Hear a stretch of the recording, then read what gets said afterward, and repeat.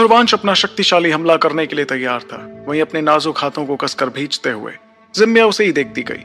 ध्रुवांश को ऐसा करते देख जिम्या की खूबसूरत आंखों में चिंता साफ झलक रही थी। फिर अपना सिर घुमाकर उसने अपने बगल में खड़े जकारा की तरफ देखा और सवाल करते हुए कहा, पिताजी, दोस्तों, क्या अगर आप हमारा सभी को आशान सुपर योद्धा बाजार का कुछ सबसे नहीं पहले करने वाला एपिसोड है? चाहिए या फिर दागबार सबसे पहले दरिंदा बिना महल वॉइस के वाला हाथों एपिसोड चाहिए तो उत्तरी टेलीग्राम कायनात पर सर्च अकादमी को करो। इस तरह दबने सुपर देना योद्धा विजय जो चैनल हमारे पहले लिए अच्छी नंबर पर बात नहीं आएगा, होगी। उसी चैनल पर ध्रुवांश पर एक नजर डालते हुए उसको ज्वाइन जकारा कर लो सबसे मुस्कुराने पहले। लगे यही एपिसोड और फिर उन्होंने अपनी बेटी से जवाब बाकी में सारे पूछा, चैनल वाले यही से एपिसोड क्यों? कॉपी करते हैं और तुम अपने उस चैनल लड़के पर के लिए अपलोड परेशान करते क्यों हो हैं। रही तो हो? आप सभी इन सारे फेक कहीं चैनलों को ऐसा तो लीव नहीं कि करके तुम्हारे रियल दिल चैनल को में ज्वाइन करो, उसके लिए कोई जिससे आप सभी हमदर्दी को है? सबसे पहले एपिसोड मिले अपने पिता और का बिना जवाब voice वाला सुनकर एपिसोड भी जिम्या सबसे का पहले मिले। खूबसूरत जो ज्वाइन चेहरा नहीं शर्म से करेगा, लाल पड़ गया उसको वॉइस वाला और इसी एपिसोड मिलेगा। शर्मिंदगी में रियल एपिसोड उसने नहीं मिलेगा झुंझलाते पहले, हुए जवाब क्योंकि ये दिया, फेक चैनल पर हो मैं आप। आपसे एक जरूरी सोचो मामले नहीं, पर अभी बात सर्च कर रही करो। हूँ सुपर और योद्धा आप विजय और कि हादी यहाँ वहाँ की बातों पर वक्त जाया कर रहे हैं। चैनल ज्वाइन कर लो। लेकिन जिम्या की बात पर एक गहरी आंख भरते हुए जकारा ने उसे समझाया, अभी हमला करने और मदद करने का सही वक्त नहीं है बेटी। इस बार दागबार दरिंदा महल ने पूरी तैयारी की है, हमें इस बारे में और सोचना होगा। अगर हमने जरा से भी लापरवाही बरती तो हमारा आशान बाजार एक बहुत बड़ी तबाही को न्योता दे सकता है। यह सुनकर जिम्या कुछ देर के लिए चुप खड़ी रही। उत्तरी कायनात अकादमी और दागबार दरिंदा महल दोनों ही उत्तरी कायनात इलाके में पहाड़ जैसी ताकतवर हस्तियां थीं। उनके सामने तो जिम्या का आषाढ़ बाजार भी कुछ नहीं था। तब अपनी बेटी के चेहरे पर झलकती मायूसी को देखकर उसके पिता जकारा ने अपनी बेटी के कंधे पर हाथ रखते हुए उसे तसल्ली देकर कहा, घबराओ मत जिम्या, उस लड़के ने सत्यशोधक पहाड़ी में तुम्हारी जान बचाई थी और मैं एहसान फरामोश नहीं हूं। अगर वाकई कोई और रास्ता नहीं बचा तो मैं खुद आगे आकर यहां से जिंदा भागने में उसकी मदद करूंगा। अपने पिता की ये बातें सुनकर जिम्या ने गहरी आंख भरी।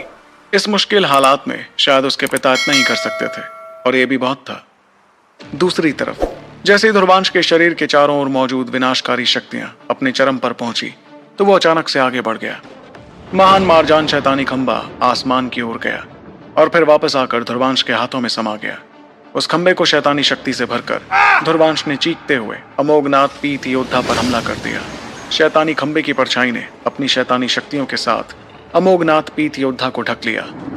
इसके बावजूद आने वाले हमले को देखते हुए भी पीत योद्धा के चेहरे पर गुरूर बरकरार रहा और हमले से बचने या दूर हटने का कोई निशान नहीं दिखा, बल्कि उसने अपना हाथ आगे बढ़ाया जिससे वो विशालकाय शैतानी खंबा सीधे आकर उसकी हथेली से जोर से टकरा गया। एक जोरदार शक्तियों की लहर जिसे आंखों से साफ देखा जा सकता था चारों ओर फैल गई। इससे आसपास की जगह इस हद तक कांपने लगी कि वो धुंधली पड़ने लगी थी। इतने बड़े झटके के बावजूद आसमान में मंडरा रहे अमोघनाथ पीत योद्धा की परछाई में हिलने का जरा सा भी नामो निशान नहीं था। भले ही उसका शरीर अपने ऊपर मौजूद विशालकाय शैतानी खंबे के मुकाबले काफी छोटा था, लेकिन उसके उस कमजोर से दिखने वाले शरीर के अंदर दुनिया को हिला देने वाली ताकत मौजूद थी। इस पर अमोघनाथ पीत योद्धा ने एक अजीब सी मुस्कुराहट के साथ ध्रुवांश का मजाक उड़ाते हुए कहा, महान मारजान शैतानी खंबे जैसा अनमोल खजाना तुम्हारे हाथों में वाकई बर्बाद हो रहा है लड़के। ये कहकर अपनी अजीब मुस्कान के साथ अमोघनाथ पीत योद्धा ने एक उल्टे हाथ का तमाचा मारा जो जोर से महान मारजान शैतानी खंबे की सतह पर जाकर लगा। उस टक्कर की आवाज पूरे इलाके में गूंज उठी क्योंकि विशालकाय महान मारजान शैतानी खंबा अमोघनाथ पीत योद्धा के एक ही थप्पड़ से हवा में उड़ गया था। खंबे को पकड़े हुए हमले का झटका वापस ध्रुवांश तक पहुंचा जिससे वो खून की उल्टियां करने लगा। इसके बावजूद उसकी आंखों में एक खूंखार परछाई चमकी और वो एक कदम भी पीछे नहीं हटा। किसी पागल की तरह आगे बढ़ते हुए उसने महान मारजान शैतानी खंबे को हवा में घुमाया और अमोघनाथ पीत योद्धा पर लगातार भारी हमले करने लगा। 1 इंच भी हिले बिना अमोघनाथ पीत योद्धा एक के बाद एक थप्पड़ जड़ता रहा और हर बार जब भी उसकी हथेली महान मारजान शैतानी खंबे पर पड़ती तो बहुत जोरदार आवाजें सुनाई देती। हर बार ऐसा होने पर वो शैतानी खंबा जोर से कांपता और ध्रुवांश लगातार मुंह से खून की उल्टियां करने लगता। एक ही पल में उसके कपड़े खून से लथपथ हो गए थे जिससे वो देखने में काफी भयानक लग रहा था। उसके पीछे लैला गुस्से में अपने होंठ काट रही थी और उसके सुंदर हाथों ने उसकी लराविया तलवार को कसकर पकड़ रखा था। लैला का थोड़ा खून लगातार तलवार में टपकता जा रहा था। इस वक्त लराविया तलवार से गहरे लाल रंग की हल्की रोशनी निकल रही थी जिसमें खून से बना एक लाल निशान दिख रहा था। जैसे ही वो निशान पूरा हुआ तो तलवार में एक ऐसी खतरनाक शक्ति महसूस होने लगी जिसे महसूस करते ही लोगों के दिल दहल रहे थे। इतना ही नहीं, वो शक्तियां लैला के चारों ओर फैलने लगी और आसपास की जगह भी धुंधली पड़ती दिखाई दी। इस दौरान हर किसी ने देखा कि ध्रुवांश लगातार हमले करता जा रहा था, पर वो बहादुरी भरे हमले पूरी तरह से बेअसर थे।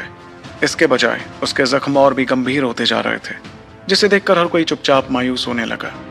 सब देख रहे थे कि वो लड़का वाकई अपनी जान की परवाह किए बिना लड़ता जा रहा था। एक अमोघनाथ से लड़ने की हिम्मत चाहे कितनी भी जाबाज क्यों ना हो, लेकिन यही हाल रहा तो वो शायद जवाबी झटकों से ही मारा जाता। जाहिर सी बात थी कि अमोघनाथ पीत योद्धा को भी इसमें मजा आ रहा था और वो मुस्कुराते हुए ध्रुवांश को घूरता रहा। उसके लिए कुछ ऐसा था जैसे एक चूहा बिल्ली के पंजे में छटपटाता दिख रहा हो। तब ध्रुवांश की आंखों में एक लाल रंग की चमक उभरी और उसके गले से एक जोरदार दहाड़ निकली। अगले ही पल महान मारजान शैतानी खंबा एक बार फिर जोर से अमोघनाथ पीत योद्धा की ओर टकराया। तभी अमोघनाथ पीत योद्धा ने अपनी आंखों में बेरहमी लिए मुस्कुराते हुए कहा, बहुत हुआ ये खेल, लेकिन अब वक्त आ गया है इसे खत्म करने का। ऐसा कहते ही उसके हाथ में ढेर सारी रोशनी इकट्ठा होने लगी। फिर एक उल्टे हाथ का तमाचा जड़ते हुए उसने जोर से अपना हाथ महान मारजान शैतानी खंबे पर दे मारा। जिस पल वो दोनों हमले टकराए तो ध्रुवांश की आंखों में एक अजीब सी चमक फूट पड़ी। उसके शरीर के अंदर रहस्यमयी काले रंग का कमल अचानक से चमकने लगा। अगले ही पल उसमें से रोशनी निकली जो महान मारजान शैतानी खंबे के साथ आगे बढ़ी। आखिर में वो रोशनी अमोघनाथ पीत योद्धा की हथेली को भेद कर सीधे उसके शरीर में घुस गई। जैसे ही ऐसा हुआ तो अमोघनाथ पीत योद्धा के चेहरे पर मौजूद मुस्कुराहट अचानक जम सी गई। उसने महसूस किया कि उसके शरीर के अंदर मौजूद अथाह खतरनाक चेतना शक्ति एक झटके में गायब होने लगी। अगले ही पल उससे निकलने वाला शक्ति का दबाव भी तेजी से खत्म हो गया। ये कुछ ऐसा था जैसे उसकी शक्तियों को कैद कर दिया गया। महान मारजान शैतानी खंबा जोर से अमोघनाथ पीत योद्धा के शरीर से टकराया क्योंकि उससे भयानक शक्ति बाहर निकल रही थी। दोनों की टक्कर पर जैसे एक बड़ा धमाका हुआ तो अनगिनत लोग हैरानी में घूरते रहे क्योंकि उन्हें देखा कि अमोघनाथ पीत योद्धा उड़ते हुए बहुत पीछे चला गया। इस दौरान ध्रुवांश के अंगूठे की त्वचा फट गई, मगर उसे नजरअंदाज करते हुए वो जोर से चिल्लाया, लैला, शिकार जाल में फंस गया, अब अपना कमाल दिखाओ। उसकी दहाड़ सुनकर दूर खड़ी वो जवान लड़की आसमान की ओर उछल पड़ी। इस समय उसके हाथों में लंबी तलवार एक अजीब से गहरे लाल रंग से भर चुकी थी। उस तलवार की सतह पर एक खून जैसा लाल निशान चुपचाप तलवार पर मौजूद खून को पिघलाता हुआ दिखाई दे रहा था। तभी उस तलवार से निकली भयानक गर्जना चारों ओर गूंजने लगी, जिससे आसपास की जगह कांपने लगी। अगले ही पल अनगिनत लोगों ने हैरानी में देखा कि उस बेहद खूबसूरत लड़की ने आंखों में बेरहमी के साथ एक जोरदार वार किया। सुर्ख लाल लंबी तलवार से आंखों को चौंधिया कर रख देने वाली खून जैसी लाल रोशनी निकली। अगले ही पल तलवार की वो खूनी लाल रोशनी जहां से भी गुजरी उसने आसपास की जगह को चीर कर रख दिया। आखिर में जैसी लोगों की सांसें थमने लगी तो खूनी रोशनी ने बिना किसी रहम के अमोघनाथ पीत योद्धा के शरीर पर हमला कर दिया। उसका शरीर ध्रुवांश के हमले से पहले ही हवा में उड़ चुका था, इसलिए उसे हमले से संभलने का पूरा वक्त भी नहीं मिला। आसमान में खून जैसी लाल रोशनी फैल गई, जिससे आसपास की जगह बड़ी डरावनी लग रही थी। अपने सामने इस नजारे को देखकर वहां मौजूद बड़े से बड़ा दिग्गज पूरी तरह से दंग रह गया। जाहिर सी बात थी कि अंजाम उन सभी की उम्मीदों से कहीं बढ़कर था। उनमें से किसी ने भी ऐसे नतीजे के बारे में सोचा तक नहीं था। अमोघनाथ पीत योद्धा, जिसे हालात पर पूरी तरह काबू पा लेना चाहिए था, उसे ध्रुवांश ने अपने शैतानी खंबे से हवा में उड़ा दिया था। और इससे पहले कि कोई कुछ समझता, लैला ने अचानक अपनी तलवार की खौफनाक रोशनी से पीत योद्धा पर वार कर वो हमला पूरा कर दिया। कुछ देर तक वहां सन्नाटा छाया रहा, जिसके बाद आसमान में फैली तलवार की वो खूनी रोशनी धीरे धीरे वहां मौजूद हैरान परेशान लोगों के सामने से हटने लगी। अगले पल उनकी नजरों के सामने एक साया फिर से उभरने लगा। जैसे जैसे वो साया साफ दिखाई देने लगा तो पूरी दुनिया में लोगों की धड़कनें रुकती गईं। वो साया किसी और का नहीं बल्कि अमोघनाथ पीत योद्धा का ही था, लेकिन इस वक्त उसके चेहरे के भाव इतने ज्यादा काले पड़ चुके थे कि वो दिखने में ही बहुत डरावना लग रहा था। उसके शरीर पर मौजूद कपड़े पहले ही फट चुके थे, जिससे उसका सीना साफ दिख रहा था, और इस वक्त उसके सीने पर खून का एक गहरा निशान था जो उसके पेट से लेकर गले तक फैला हुआ था। इससे एक बात साफ हो गई थी कि अमोघनाथ पीत योद्धा असल में जख्मी हो गया था। अनगिनत लोग हैरानी के साथ आसमान में खड़ी उस खूबसूरत जवान लड़की को देखने लगे। उसने अपनी महावीर शक्तियों से एक पहले पड़ाव के अमोघनाथ को जख्मी कर दिया था। ये कैसे मुमकिन था? महावीर की तो बात ही छोड़िए, कोई ऐसा योद्धा भी जिसने अपने त्रिकोण खतरे को पार कर लिया हो, वो भी एक पहले पड़ाव के अमोघनाथ को जख्मी नहीं कर सकता था। इस बीच जकारा ने लैला के हाथों में रखी तलवार को घूरते हुए हैरानी भरी आवाज में कहा, कितनी जबरदस्त तलवार है ये जरूर कोई प्राचीन हथियार है। और तो और ये यूं ही कोई प्राचीन हथियार नहीं बल्कि सबसे शक्तिशाली हथियारों में से एक है। मगर इस लड़की के पास ऐसा प्राचीन हथियार आया कैसे? इसकी असलियत क्या है? एक प्राचीन हथियार तो ये तो कुछ ऐसा है जिसे हमारा आषाढ़ बाजार भी नहीं खरीद सकता। वहीं उसके बगल में खड़ी जिम्या ने हैरानी में डूबी अपने पिता की आंखों को देखकर अपना सिर हिलाया। भले ही वो लैला को जानती थी, लेकिन उसने कभी नहीं सोचा था कि वो खूबसूरत और शांत रहने वाली जवान लड़की असल में ऐसा पत्ता छुपाए हुए होगी। इतने में ज़कारा ने अफसोस जताते हुए अपनी बात आगे कही, लेकिन वो अभी बहुत ज्यादा कमजोर है और उस प्राचीन तलवार की ताकत को ठीक से इस्तेमाल नहीं कर पा रही है। नहीं तो इन दोनों के साथ, जहाँ एक के हाथ में शैतानी खंबा है और दूसरे के हाथ में प्राचीन तलवार, अमोघनाथ पीत योद्धा के लिए भी जीत हासिल करना बेहद मुश्किल हो जाता। और तो और इस वक्त अमोघनाथ पीत योद्धा शायद गुस्से से पागल हो चुका है। हर कोई देख पा रहा था कि अमोघनाथ पीत योद्धा गुस्से से पागल हो रहा था। अपने सीने पर लगे घाव को देखने के लिए अपना सर नीचे करते ही शर्म से उसका चेहरा जलने लगा और उसका पूरा शरीर बेकाबू होकर कांप उठा।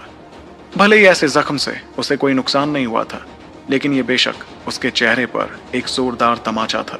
और ये सब हुआ भी तो उत्तरी कायनात इलाके के अनगिनत माहिरों के सामने। इसका मतलब जब ये बात फैलती तो अमोघनाथ पीत योद्धा का कितना बड़ा मजाक बन जाता। ये सोचकर उसकी नाराजगी और ज्यादा बढ़ रही थी। एक अमोघनाथ दो महावीर योद्धाओं के हाथों इतनी बुरी तरह जख्मी हो गया था। एक पल की लापरवाही की वजह से उसकी सारी इज्जत मिट्टी में मिल गई थी। तभी अमोघनाथ पीत योद्धा ने ध्रुवांश और लैला को अपनी आंखों में भरी बेइंतहा नफरत से घूरते हुए कहा, तुम दोनों नवाड़ियों को तो मैं छोड़ूंगा नहीं। अब तो मैं तुम दोनों को चीर कर तुम्हारे टुकड़े टुकड़े कर दूंगा। इसी के साथ अमोघनाथ पीत योद्धा दहाड़ा और उसका शरीर एक धमाके के साथ आगे बढ़ा। पलक झपकते ही वो सीधा लैला के सामने पहुंच चुका था। उसने अपनी उंगली से एक झटका दिया और उसके सामने की जगह टूट कर बिखर गई। एक खतरनाक लहर जिसमें विनाशकारी शक्तियां थी बिजली की रफ्तार से लैला की तरफ पड़ी। लेकिन जैसे ही वो खतरनाक लहर लैला तक पहुंचने वाली थी, अचानक एक साया नजर आया और ध्रुवांश ने लैला की कमर पर अपना हाथ कसते हुए उसे आने वाली लहर की पहुंच से बाहर खींच लिया। अपने हमले से उसे बचते देख अमोघनाथ पीत योद्धा ने एक खूंखार मुस्कान के साथ दहाड़ते हुए कहा, तू अपनी जान तो बचा नहीं सकता और चला दूसरे को बचाने।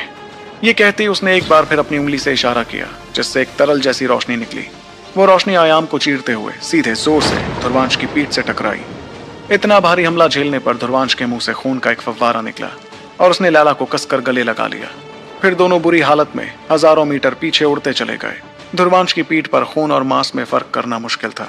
अगर उसने अपने बिजली देव शरीर में थोड़ी महारत हासिल न की होती तो अमोघनाथ पीत योद्धा का वो एक ही हमला शायद उसके आर पार हो चुका होता। वहीं ध्रुवांश को इतनी बुरी तरह जख्मी होते देख लैला ने दर्द के मारे चिल्लाते हुए कहा, ध्रुवांश। ध्रुवांश के मुंह से निकलता खून लैला के बालों पर टपक रहा था, जो बहुत ही ज्यादा अजीब लग रहा था। लेकिन इन सब की परवाह ना करते हुए लैला ने अपना प्यारा सा चेहरा उठाकर ध्रुवांश के पीले पड़ चुके चेहरे को देखा।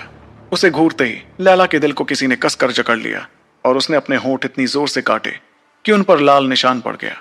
तब उसके चेहरे की परेशानी देखकर ध्रुवांश ने दर्द भरी मुस्कान के साथ बड़बड़ाते हुए कहा, अरे लैला मैडम, अभी ये हीरो मरा नहीं है।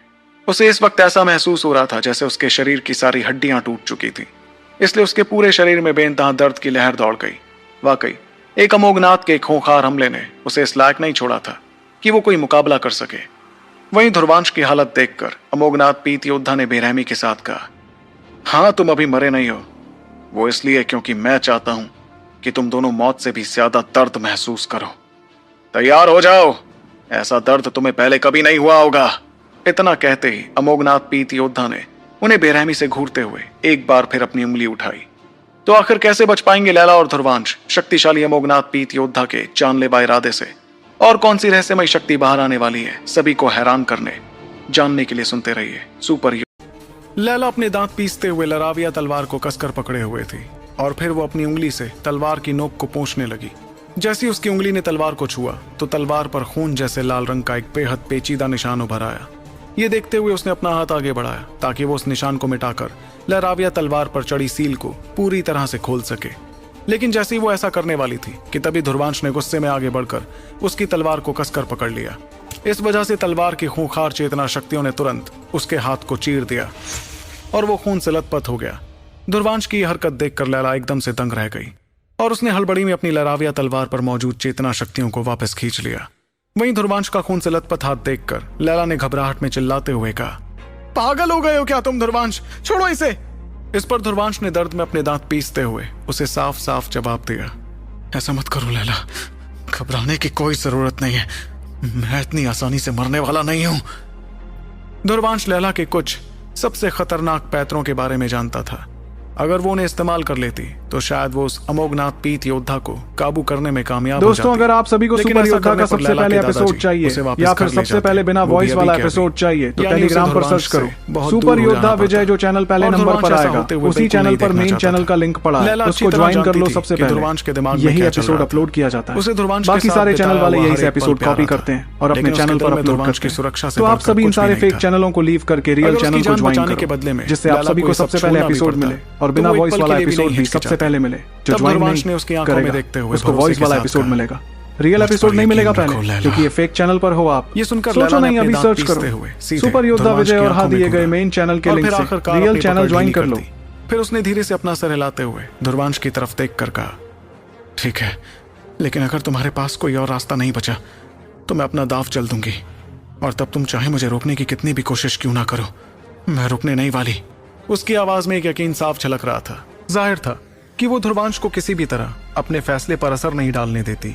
वहीं उसकी बात सुनकर मजबूरी में मुस्कुराते हुए धुरवांश के शरीर में एक कपकपी सी छूटी और उसके पैरों के नीचे एक परछाई उभर आई। अगले ही पल उसका शरीर एक परछाई की तरह तेजी से दूर हट गया कि तभी रोशनी की एक किरण उसके कान के पास से होकर गुजरी।